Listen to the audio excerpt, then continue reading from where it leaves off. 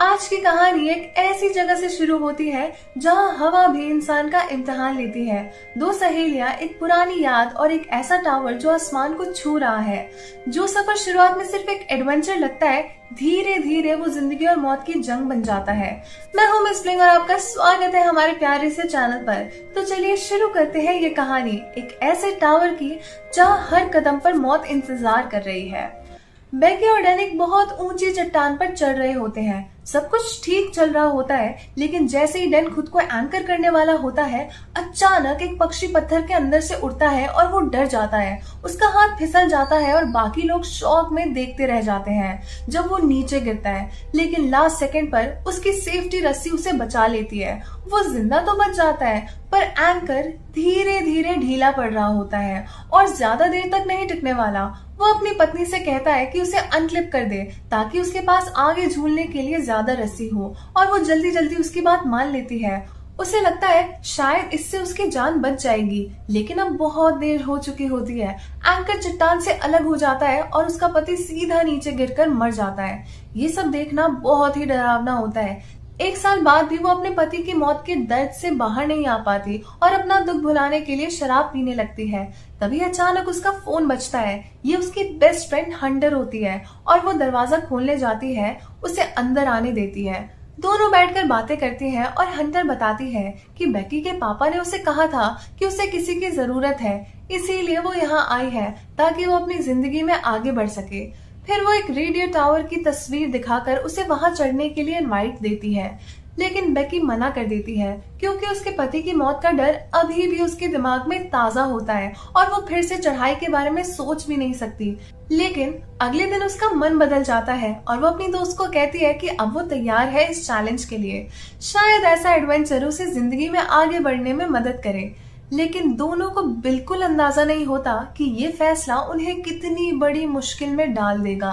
Hunter की गाड़ी में बैठकर बेकी अपने चैनल के लिए वीडियो रिकॉर्ड करना शुरू करती है और अपने देखने वालों को बताती है कि वो क्या करने वाली है। जैसे ही वो रेडियो टावर की तरफ बढ़ रहे होते हैं, एक प्रॉब्लम आ जाती है। गेट बंद होता है और लॉक लगा होता है, इसीलिए उनके पास कोई ऑप्शन नहीं होता सिवाय गाड़ी छोड़कर बाकी का रास्ता पैदल चलने के, और दोनों टावर की तरफ चल पड़ते हैं। हंटर अपनी दोस्त को समझाती है कि चढ़ाई के लिए उनके पास सब कुछ है, बस खाना नहीं है। वो सिर्फ सुबह तक ऊपर रुकने का प्लान बना रही होती है और सोचती है कि बाद में दोनों लंच कर लेंगी। लेकिन तभी उनकी नजर एक बहुत ही डरावने मंजर पर पड़ती है। कुछ गिद्ध एक मर रहे जानवर को नोच रहे होते हैं। दोनों लड़कियां उन पंछियों को भगाती हैं, लेकिन समझ जाती है कि अब उस जानवर को बचाना नामुमकिन है। ये मौत का बहुत ही बेरहम तरीका होता है और हंटर उसकी फोटो खींच लेती है ताकि उसके इंस्टाग्राम पर डाल सके। टावर के पास पहुंचकर बेकी उसकी ऊंचाई देखकर डर जाती है और कहती है कि वो नहीं चढ़ पाएगी, लेकिन उसके दोस्त उसे अपना डर का सामना करने के लिए मोटिवेट करती है। दोनों अपने हार्नेस बांधकर टावर के पास जाती है और नीचे से ही उसकी ऊंचाई देखकर एक्साइटेड होती है, बिना ये जाने कि सब कुछ बहुत बुरा होने वाला है। हंटर पहले चढ़ाई शुरू करती है और बेकी उसके पीछे पीछे आती है, लेकिन दोनों को ये पता ही नहीं चलता कि स्ट्रक्चर कितना कमजोर है जब तक बेकी एक रॉड पकड़ती है और वो टूट कर गिर जाता है। तब उन्हें समझ आता है कि टावर उतना मजबूत नहीं है जितना वो समझ रही थी।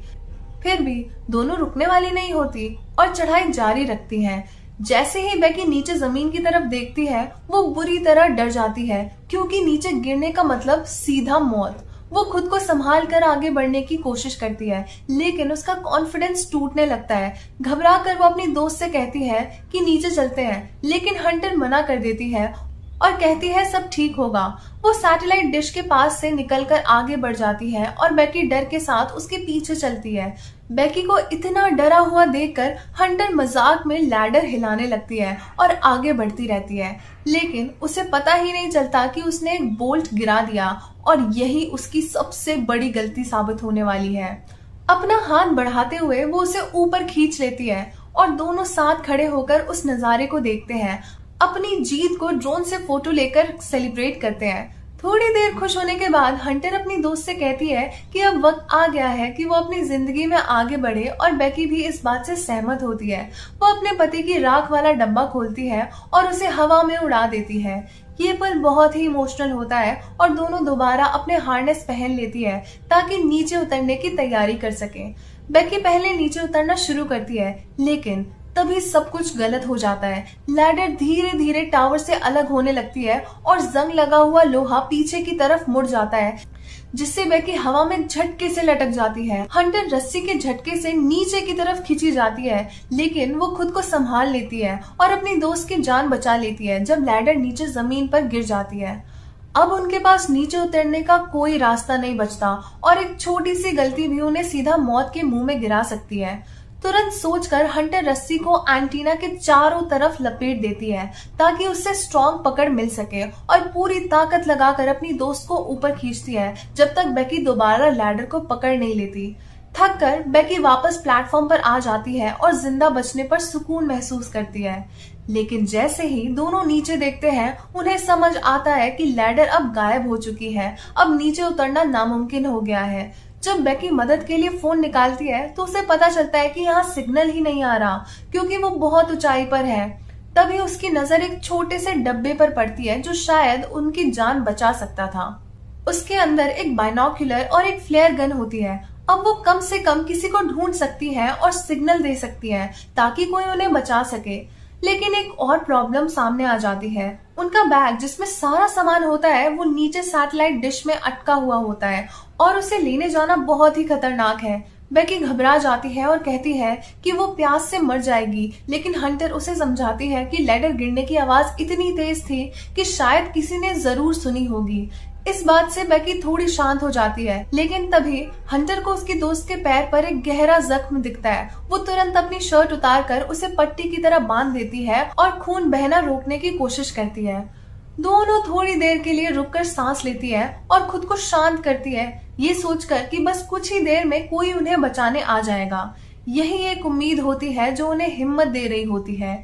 लेकिन वो 2000 फीट की ऊंचाई पर रेगिस्तान के बीच फंसी होती है और किसी को भी नहीं पता होता कि वो यहाँ है। कुछ देर बाद हंटर बाइनोक्यूलर से आसपास देखना शुरू करती है और तभी उसे एक पुरानी सी गाड़ी दिखाई देती है जो टावर से ज्यादा दूर नहीं होती। लेकिन बेकी को लगता है कि वो छोड़ी हुई है और शायद कोई वहां नहीं है। वक्त बीतने लगता है और घंटे गुजर जाते हैं, लेकिन मदद का कोई निशान नहीं मिलता। बोर होते हुए हंटर अपना इंस्टाग्राम देखने लगती है और अचानक उसे याद आता है कि उसने जो मर रहे जानवर की फोटो डाली थी उस पर लोगों ने लाइक किया है। ये सोचकर उसे लगता है कि शायद नीचे सिग्नल मिल सकता है और उसके दिमाग में एक आइडिया आता है। वो कहती है कि वो मदद के लिए एक मैसेज डाल देगी और फिर फोन को रस्सी से बांधकर नीचे लटका देगी जब तक उसे नेटवर्क न मिल जाए।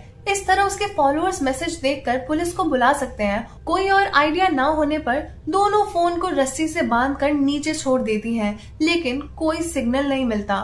फिर हंटर डिसाइड करती है कि वो थोड़ा नीचे उतरकर लैडर के किनारे से लटक कर फोन को और नीचे ले जाएगी। वो अपने हाथों की पूरी लंबाई तक लटक कर कोशिश करती है, लेकिन उसकी पकड़ धीरे धीरे छूटने लगती है। ये बहुत ही खतरनाक होता है और उसे वापस ऊपर आना पड़ता है। फिर वो फोन को ऊपर खींचकर चेक करती है, लेकिन कोई मैसेज पोस्ट नहीं होता। दोनों उदास हो जाती हैं कि उनका प्लान फेल हो गया। तभी बेकी कहती है कि शायद जमीन पर सिग्नल मिल जाए और वो सजेस्ट करती है कि फोन को नीचे गिरा देते हैं ताकि मैसेज चला जाए। दोनों इधर उधर देखकर कुछ ढूंढती है जिससे फोन टूट ना जाए और हंटर अपना एक जूता दे देती है। फोन को उसके अंदर रखकर कपड़ों से भर देती है और फिर उसे नीचे गिरा देती है। दोनों ऊपर से देखती रहती हैं जब वो जमीन पर गिरता है। अब उनके पास सिर्फ इंतजार करने के अलावा कोई ऑप्शन नहीं होता। तभी हंटर बाइनोक्यूलर से देखती है और दूर एक आदमी नजर आता है। दोनों खुश होकर जोर जोर से चिल्लाती है ताकि उसका ध्यान अपनी तरफ खींच सके, लेकिन वो इतनी ऊंचाई पर होती है कि उनकी आवाज उस आदमी तक पहुंच ही नहीं पाती। उस आदमी को दूर जाते देखकर दोनों घबरा जाती हैं और जल्दी जल्दी अपने जूते नीचे फेंकने लगती हैं ताकि उसका ध्यान उनकी तरफ जाए।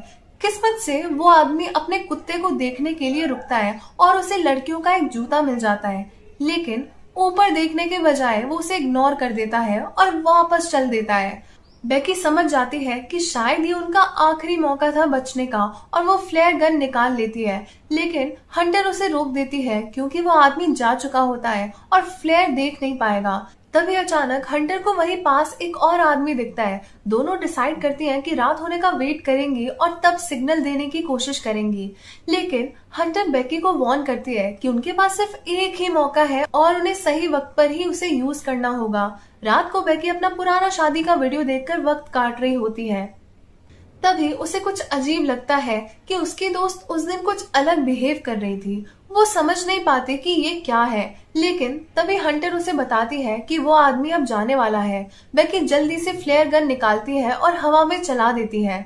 सिग्नल फ्लेयर आसमान में चमक उठता है और हंटर अपने फोन की लाइट ऑन करके उसे जोर जोर से हिलाती है। इससे आदमियों का ध्यान उनकी तरफ चला जाता है और उन्हें समझ आ जाता है कि लड़कियां 2000 फुट की ऊंचाई पर फंसी हुई हैं। वो तुरंत टावर की तरफ बढ़ने लगते हैं और दोनों लड़कियां सुकून महसूस करती हैं कि अब उन्हें मदद मिलने वाली है। लेकिन जैसे ही वो आदमी हंटर की गाड़ी के पास पहुंचते हैं, बेकी को कुछ गलत लगता है। मदद करने के बजाय वो उल्टा गाड़ी को चुरा लेते हैं और लड़कियां सिर्फ देखती रह जाती हैं जब वो लोग गाड़ी को लेकर भाग जाते हैं। अब उनके पास कुछ भी नहीं होता और वो उन्हें रोक भी नहीं पाती। रात को बाद में दोनों थोड़ी देर के लिए सो जाती हैं, लेकिन अचानक हंटर प्लेटफॉर्म से गिरने वाली होती है। बेकी तुरंत जागकर उसे पकड़ लेती है और उसे बचा लेती है। हंटर उसे शुक्रिया कहती है, लेकिन तभी उसे पता चलता है कि बेकी के पैर का जख्म और खराब हो रहा है। उसे जल्दी से इलाज की जरूरत है। तभी बेकी की नजर हंटर के पैर पर बने एक टैटू पर पड़ती है जिसमें 143 लिखा होता है। ये नंबर उसके पति के लिए बहुत इम्पोर्टेंट था और तब उसे समझ आता है कि उसका पति उसके बेस्ट फ्रेंड के साथ मिलकर उस पर चीट कर रहा था। वो गुस्से में पूछती है कि क्या उसका शक सही है और हंटर मान लेती है कि उनके बीच कुछ चल रहा था, लेकिन उसने उसे खत्म कर दिया था। ये सच सुनकर बेकी का दिल टूट जाता है और दोनों के बीच दूरी आ जाती है। अब हालात और खराब हो जाते हैं। अगले दिन सुबह दोनों चुपचाप बैठी होती हैं और बेकी अपनी शादी की अंगूठी निकालकर उसे अपनी चैन में डाल लेती है। तभी उसके फोन का अलार्म बजता है और उसे पता चलता है कि उन्हें यहाँ फंसे हुए 24 घंटे हो चुके हैं। अब उन्हें जल्दी कुछ करना होगा वरना वो मर जाएंगी। हंटर कहती है कि दूसरा फोन भी नीचे फेंक देते हैं, लेकिन पहली बार ही प्लान फेल हो चुका होता है और गिरते ही फोन टूट सकता है। लेकिन अभी एक चीज और बाकी होती है जो उन्होंने ट्राई नहीं की। तब बेकी को याद आता है कि शायद वो अपना बैग वापस ले सकती है जिसमें एक ड्रोन है और उसकी मदद से वो आसपास किसी को ढूंढ सकती है। कोई और आइडिया ना होने पर हंटर नीचे उतरना शुरू करती है और रस्सी के एंड तक पहुंच जाती है, लेकिन बैग अभी भी दूर होता है। तब वो एक बड़ा रिस्क लेती है और हार्नेस से खुद को अलग कर देती है ताकि वो और आगे तक पहुंच सके। अपनी जान दांव पर लगाकर वो बैग की तरफ झूलती है और सैटेलाइट डिश पर जा गिरती है। तभी बेकी ऊपर से देख रही होती है, लेकिन अब लैडर पूरी तरह गिर चुकी होती है और वो नीचे नहीं जा सकती। बैग उठाकर हंटर समझ जाती है कि अब वो रस्सी तक वापस नहीं पहुंच सकती। तब वो अपना सेल्फी स्टिक निकालती है और एक प्लान बनाती है। वो कहती है कि वो बैग को रस्सी से बांध देगी और खुद उस पर लटक जाएगी ताकि बेकी उसे ऊपर खींच सके। ये प्लान बहुत ही खतरनाक होता है, लेकिन और कोई ऑप्शन ही नहीं होता। हंटर बैग को रस्सी से बांध देती है और अपनी जिंदगी का सबसे बड़ा रिस्क लेने के लिए तैयार हो जाती है।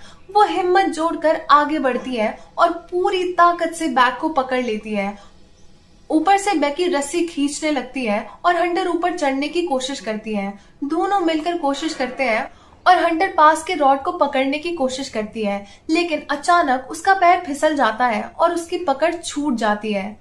वो सीधा नीचे गिरने लगती है और बेकी डर जाती है कि शायद उसकी दोस्त मर जाएगी।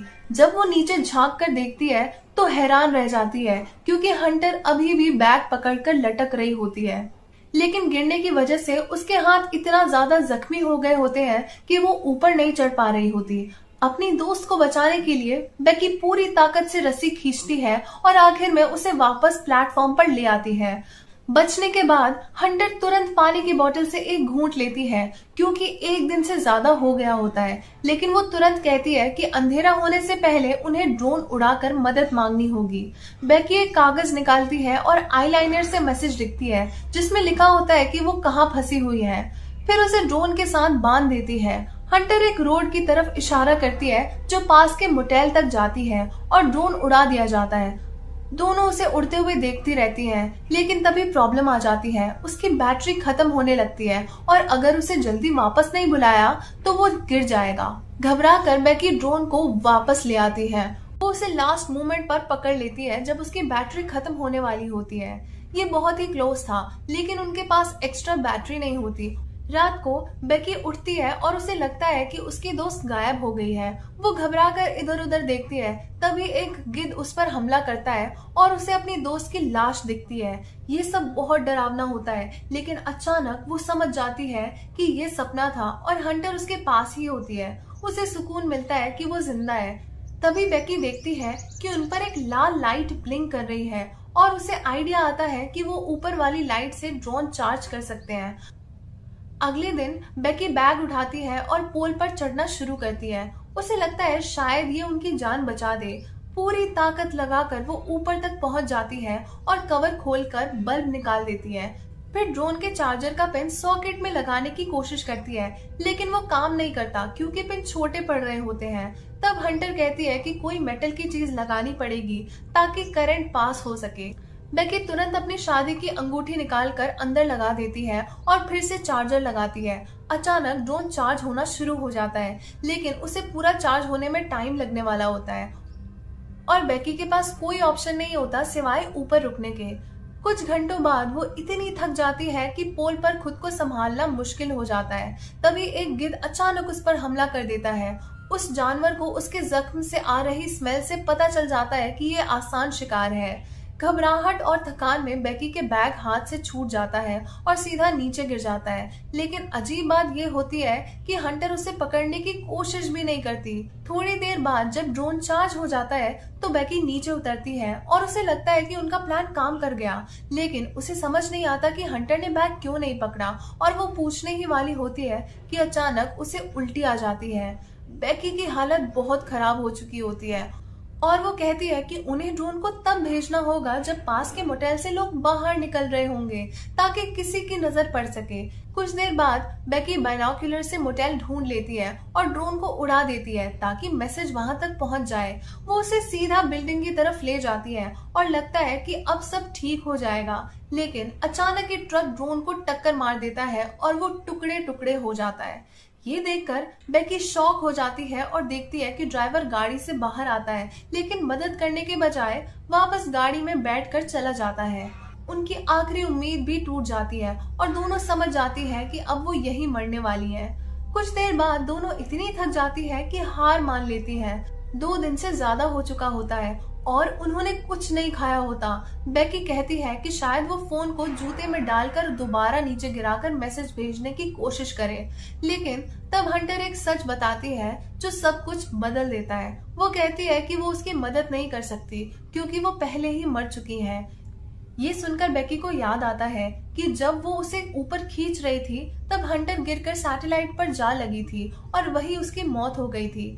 इतना बड़ा शौक था कि बेकी ने उसे अपनी यादों से हटा दिया था और तब बेकी को समझ आता है कि अब वो बिल्कुल अकेली रह गई है। उसकी मदद करने के लिए कोई भी नहीं है।